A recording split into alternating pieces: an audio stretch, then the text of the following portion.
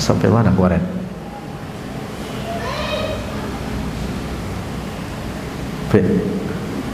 Halaman berapa? 48. Bismillah. Wasyiratu dan asyirat. Pertengahan itu. Wahuwa dan bermula dia as-sirat jisrun, itu jembatan mamdudun yang dibentang ala zahri jahannam, di atas jahannam.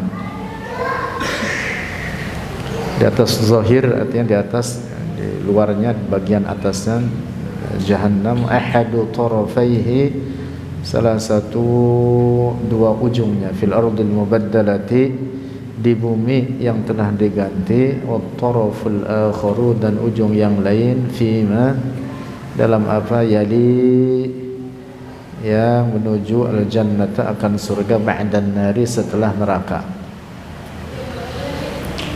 Termasuk diantara perkara yang wajib kita imani adanya, yang diberitakan oleh Rasulullah sallallahu alaihi wasallam dalam banyak hadis-hadisnya, adalah asyirat, salah satu mauqif, salah satu peristiwa yang akan dilewati dalam peristiwa kiamat, yang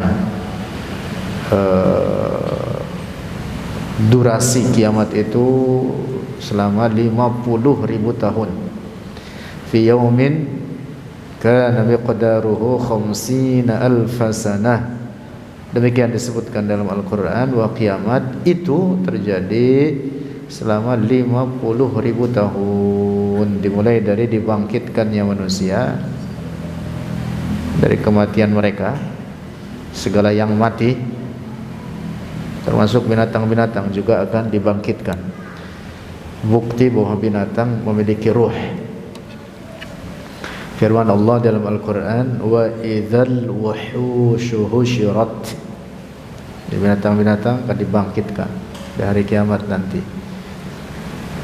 Kemudian berlangsung dari kebangkitan, dari setelah dibangkitkan tersebut, sampai menetap penduduk surga di surga dan penduduk neraka di neraka. Setelah itu kekal mereka di dalam kedua tempat tersebut selamanya. Penduduk surga daripada orang-orang mukmin dengan segala kenikmatan di dalamnya, kekal tanpa penghabisan. Penduduk neraka daripada orang-orang kafir dengan segala siksaan terhadap mereka di dalamnya, kekal tanpa penghabisan. Dalam durasi 50.000 tahun tersebut ada peristiwa, 50 peristiwa yang akan dilewati. 50 mauqif.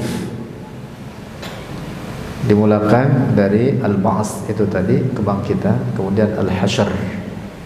Al-hasyr itu peristiwa digiringnya semua manusia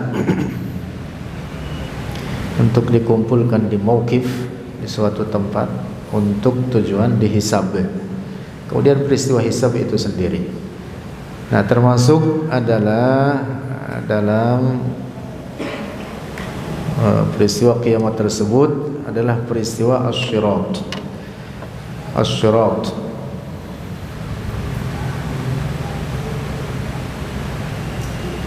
yaitu jembatan yang dibentang di atas jahannam. Satu ujungnya berada di dunia atau bumi yang dimaksud, bumi yang telah diganti. Jadi bumi yang kita pijak sekarang ini nanti akan dimasukkan ke jahannam. Allah menciptakan bumi yang baru, disebut dengan al-ardul mubaddalah. Demikian disebutkan dalam Al-Quran, yauma tubaddalul ardu ghairal ardi. Jadi bumi akan diganti. Dikumpulkanlah manusia di tempat tersebut. Dari bumi ini kemudian dibentang as-sirat atau jembatan itu tadi, yang ujung akhirnya adalah ke suatu tempat menuju surga.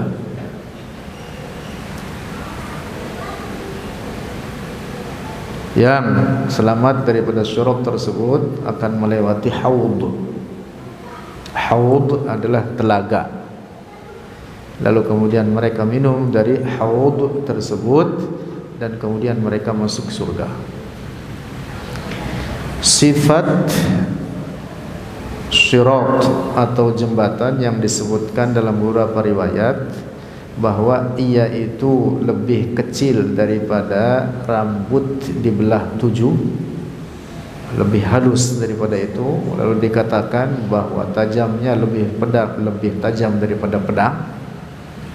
Adaqqu minasy'ari wa ahaddu minas sayf. Dalam beberapa riwayat dari sahabat Rasulullah, yang dimaksud adalah bahwa jembatan tersebut sangat membahayakan.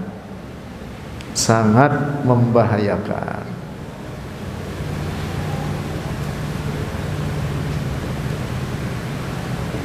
Bukan berarti persis gambarannya seperti itu. Satu rambut belah 7 bagaimana? Satu aja nggak kelihatan. Tetapi yang dimaksud apa? Bahwa jembatan tersebut sangat-sangat membahayakan. Nah, lalu mereka yang lewat di atasnya terbagi kepada beberapa golongan, disebutkan dalam beberapa riwayat hadis. Di antara mereka yang lewat di atas jembatan tersebut kal barqil khatif, seperti kilat menyambar, cepat sampai. Ada seperti yang lari kuda juga dengan cepat dan kemudian sampai. Ada yang berjalan, ada yang merangkak, ada yang ngesot. Nah, demikian beberapa riwayat menyebutkan. Di antara mereka ada yang selamat, sebagian lainnya ada yang tidak selamat. Adapun orang-orang kafir, maka mereka tidak melewati atau tidak berjalan di atas syirat tersebut, tetapi mereka yujarruna ala wujuhihim.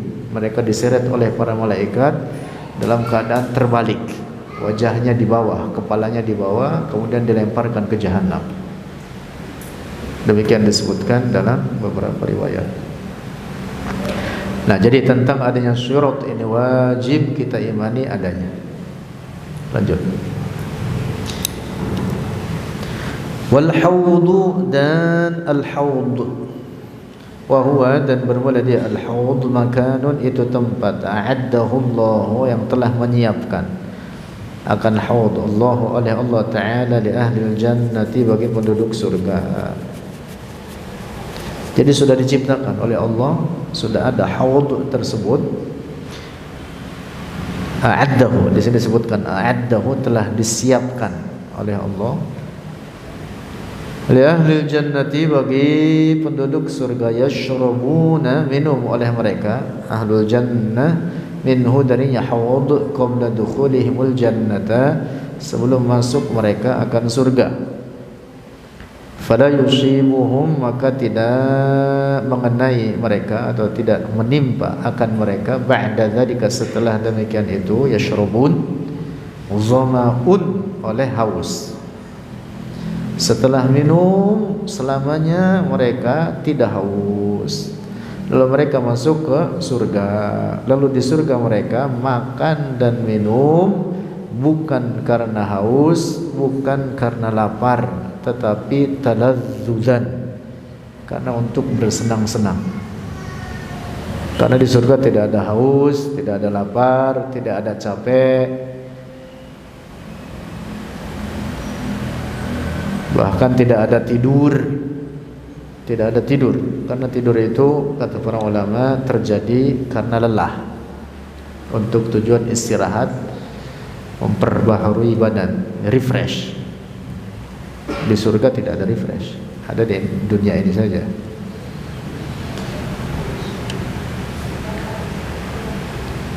Nah, jadi makan dan minumnya penduduk surga adalah apa? Talazzuzan, untuk bersenang-senang, berlezat-lezat. Nah, mereka yang selamat melewati syurat itu tadi yang dibentang di atas jahanam, kemudian melewati haud. Lalu dari haud tersebut mereka minum, kemudian setelah minum mereka masuk surga. Dalam sebuah hadis diriwayatkan Rasulullah bersabda, tidak saya masukkan di sini karena ini untuk ringkasan saja.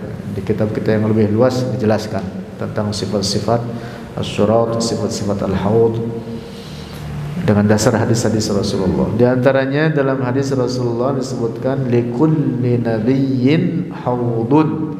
Setiap nabi itu memiliki haud. Seluruh para nabi memiliki haud. Wa akbarul ahwadi haudu nabiyyikum, dan haud terbesar adalah haud nabi kalian. Yang dimaksud adalah Rasulullah sallallahu alaihi wasallam. Ku'usuha ka'adadi nujumis sama.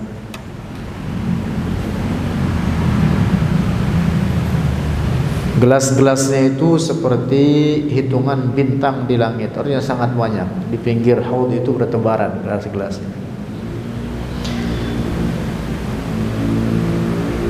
Umat Rasulullah minum dari haud Rasulullah, dijamu oleh Rasulullah. Mudah-mudahan kita semua minum dari haud Rasulullah. Amin ya rabbal alamin bijahin nabi. Demikian pula umat-umat daripada orang-orang mukmin dari nabi-nabi terdahulu, mereka juga minum dari haud nabi mereka masing-masing. Dan yang dimaksud sabda Rasulullah, likulli nabiyyin haud, setiap nabi itu memiliki haud.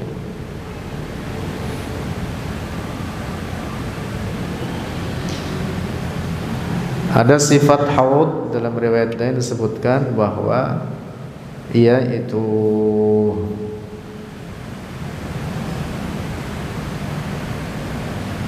abyadu minal labani wa ahla minal asal, lebih putih daripada susu, lebih manis daripada madu, wa atyabu minal misk, dan lebih semerbak daripada minyak misik. Dan beberapa gambaran lainnya terkait dengan haud. Dalam beberapa riwayat disebutkan. Lanjut.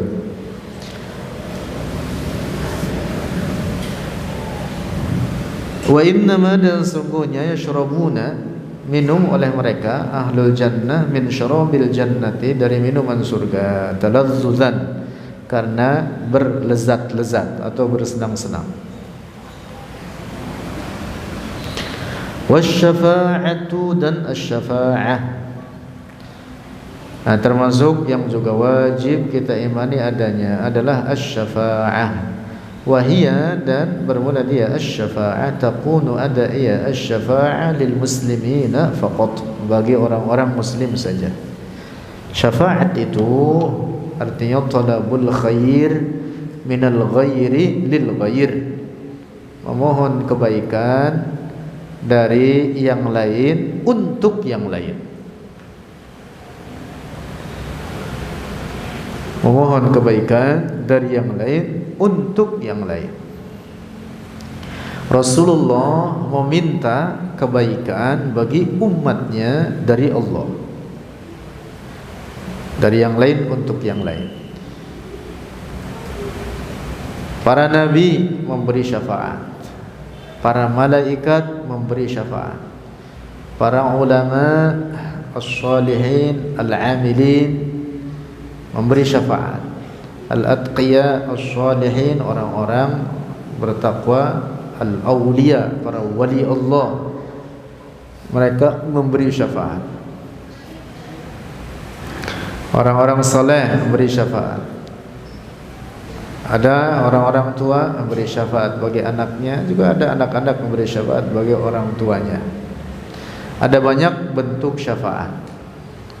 Jadi kebaikan yang dipintakan kepada Allah bagi orang lain. kebaikan yang bentuk dipintakan kepada Allah dari yang lain. Yang dimaksud dengan asy-syafa'ah talabul khair minal ghairi lil ghair. Asy-syafa'atul uzma hanya khusus diberikan oleh Rasulullah sallallahu alaihi wasallam bagi seluruh makhluk fi faslil qada.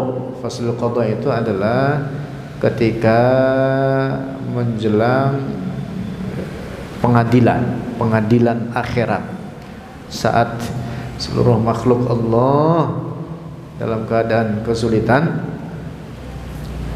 terlantar, menjelang dihisab, semua orang ingin dipercepat hisabnya. Masya Allah. Dalam beberapa riwayat itu disebutkan dalam keadaan yang sangat-sangat dahsyat. Semua orang saat itu sedang kesusahan, kecuali orang-orang saleh. Bahkan orang-orang kafir diriwayatkan, bahkan disebutkan di dalam Al-Quran, keadaan mereka saat itu karena sangat ingin dipercepatnya hisab terhadap mereka, sampai mereka berkata, memohon kepada Allah, ya Rabbu, kata mereka, arihna walau ilan nar. Jadi sangat dahsyatnya keadaan saat itu, mereka sampai mengatakan apa? Ya Rabb, ya Allah, arihna, istirahatkan kami dari keadaan seperti ini, walau ilan nar, sekalipun kami harus masuk ke neraka. Dari sangat dahsyatnya itu, mereka menyangka di neraka lebih ringan. Itu baru apa ya? Menjelang faslul qada. Para makhluk Allah datang pada Nabi Adam, pada nabi-nabi yang lain, banyak para nabi, supaya mereka memberikan syafaat bagi manusia ini, memohonkan kepada Allah agar hisab mereka dipercepat. Tapi tidak ada siapapun yang dapat memberikan syafaat tersebut hingga kemudian mereka mendatangi Rasulullah, dan kemudian Rasulullah memberikan syafaat bagi manusia ini. Yang disebut dengan asy-syafa'atul uzma. Nah, selain asy-syafa'atul uzma, ada syafaat-syafaat yang lain bentuknya, seperti ada di antara orang-orang muslim ahlul kabair atau orang-orang fasik daripada orang-orang muslim yang harus mereka masuk ke dalam neraka karena dosa-dosanya tersebut, tapi kemudian karena ada syafaat bagi mereka, maka mereka tidak dimasukkan ke neraka. Ada sebagian lainnya yang mereka masuk ke neraka, lalu kemudian mereka dikeluarkan dari neraka sebelum habis masa waktu yang harus mereka jalani. Nah, itu diantara bentuk-bentuk syafaat di akhirat nanti. Dan itu hanya diperuntukkan bagi umat Islam.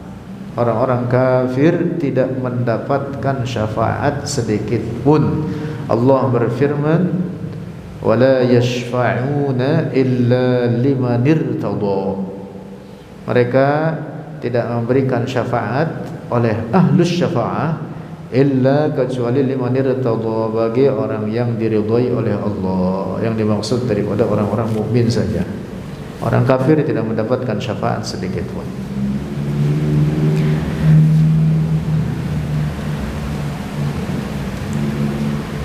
Dalam sebuah hadis lainnya yang menunjukkan tentang adanya asy-syafa'ah, yang wajib kita imani adanya syafaat tersebut, Rasulullah bersabda, khuyyirtu baina an yadkhula nisfu ummati al-jannah wa baina asy-syafa'ah. Aku diberi pilihan, kata Rasulullah, ada pilihan, dihadapkan kepadaku dua pilihan. Yang pertama, separuh umatku dimasukkan ke surga. Pilihannya, pilihan pertama, separuh umatku dimasukkan ke surga. Dan separuh umat Rasulullah ini sangat banyak. Seluruh orang dari zaman Rasulullah sampai sekarang ini adalah umat Rasulullah. Termasuk orang-orang kafir adalah umat Rasulullah. Hanya saja disebut dengan ummatud dakwah, umat yang menjadi objek dakwah Rasulullah. Yang mukminnya disebut dengan ummatul ijabah. Ummatul ijabah artinya umat yang menerima dakwah Rasulullah. Jadi seluruh umat manusia dari zaman diutusnya Rasulullah sampai sekarang ini disebut apa? Umat Rasulullah. Nah, hanya saja yang kafir disebut ummatul dakwah, yang mukmin disebut ummatul ijabah. Nah, Rasulullah diberikan pilihan. Pilihan pertama, separuh umatnya ini dimasukkan ke surga. Dan itu sebenarnya banyak, sangat banyak. Karena kebanyakan dari umat ini, misalkan zaman sekarang saja kita, kalau di sensus maka orang kafir lebih banyak. Yang muslim itu tidak sampai separuhnya, tidak sampai separuhnya dari seluruh penduduk manusia. Misalkan di zaman kita sekarang yang kurang lebih 5 miliar, orang muslimnya tidak sampai separuhnya. Lalu pilihan yang kedua, kata Rasulullah apa? Saya diberi pilihan yang kedua adalah untuk mendapatkan syafaat. Khayyirtu baina ayadkhula nisfu ummati al-jannah wa baina syafa'ah. Yang kedua, ditawarkan untuk mendapatkan syafaat. Lalu kata Rasulullah, fakhtartu syafa'ah, maka aku memilih syafa'ah. Li'annahu a'ammu wa akfa, oleh karena syafaat itu lebih menyeluruh dan lebih mencukupi. Lalu kata Rasulullah, tahukah kalian, Rasulullah berkata kepada para sahabatnya, untuk siapa syafaatku nanti? Kata Rasulullah, innaha li ahlil kabairi min ummati, sesungguhnya syafaatku nanti aku peruntukkan bagi orang-orang pelaku dosa-dosa besar, orang-orang fasik dari umatku.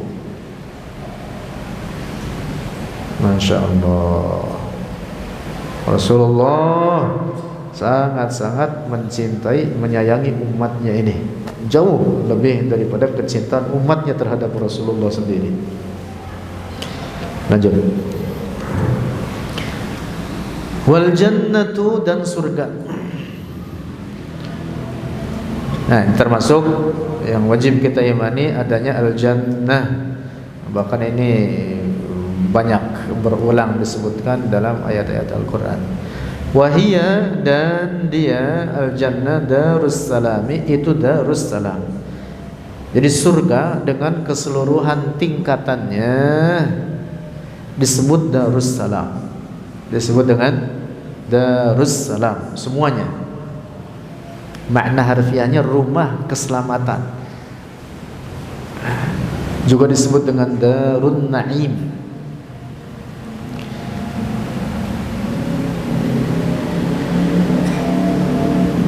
Surga bertingkat.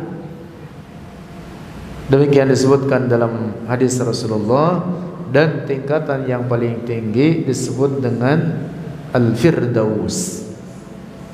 Rasulullah mengatakan, innaha a'lal jannah, sesungguhnya surga Firdaus itu adalah surga yang paling tinggi tingkatannya. Dan beberapa tingkatan yang lain. Sifat-sifat surga ada banyak disebutkan dalam hadis-hadis Rasulullah. Di antaranya Rasulullah bersabda, hiya wa rabbil ka'bah nurun yatala'la, dia surga itu wa rabbil ka'bah, demi Allah, kata Rasulullah, nurun yatala'la, adalah cahaya yang gemerlapan. Di surga itu penuh dengan cahaya yang sangat indah. Di surga tidak ada kegelapan, karena kegelapan itu wahsyah. Wahsyah itu artinya mengerikan. Di surga tidak ada kegelapan. Jadi surga itu di dalamnya penuh dengan cahaya yang indah. Taman bercahaya. Hiya wa rabbil ka'bah nurun yatala'la wa raihanatun tahtaz wa qasrun mashid wa nahrun muttarid wa zawjatun hasna'u jamilah fi muqamin abadi fi hibratin wa nadra. Demikian disebutkan dalam hadis Rasulullah, cukup panjang penjelasannya terkait sifat surga tersebut. Dalam riwayat lain disebutkan surga itu di dalamnya hayatun la mautun, hidup tidak ada matinya, kekal selamanya. Na'imun la bu'sun, nikmat tidak ada kesusahan sedikit pun di dalamnya. Syababun la haramun, muda tidak ada tuanya, enggak ada tua di surga itu. Ya, orang-orang yang tua di dunia ini udah pada jompo, mereka masuk surga jadi muda lagi.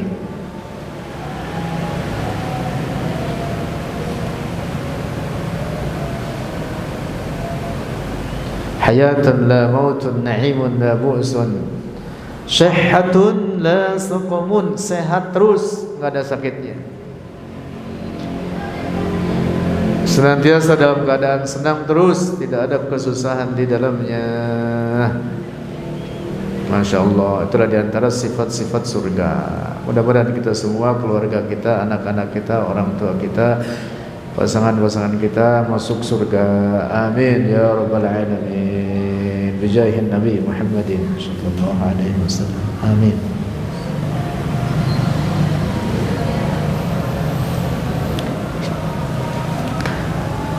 Warru'yatu lillahi ta'ala, dan melihat Allah Ta'ala bil aini, dengan mata, fil akhirati, di akhirat, dengan mata kepala oleh penduduk surga, mata kepala mereka masing-masing, bila kaifin, dengan tanpa sifat-sifat benda, wala makanin, dan tanpa tempat, wala jihatin, dan tanpa arah. Dan ini adalah nikmat terbesar bagi penduduk surga. Ru'yatullah, melihat Allah. Catatan pentingnya, penduduk surganya di dalam surga. Adapun Allah tidak boleh dikatakan di dalam atau di luar surga. Allah ada tanpa tempat dan tanpa arah, sehingga peristiwa melihat Allah tidak dikatakan berhadap-hadapan, tidak dikatakan dengan jarak, tidak dikatakan di hadapan mereka atau di atas mereka, tidak dikatakan di dalam atau di luar surga. Allah tidak dikatakan baginya di dalam atau di luar, tidak dikatakan baginya menempel atau terpisah, menyatu atau terpisah. Allah ada tanpa tempat dan tanpa arah. Jangan dibayangkan peristiwa melihat Allah seperti kita melihat benda.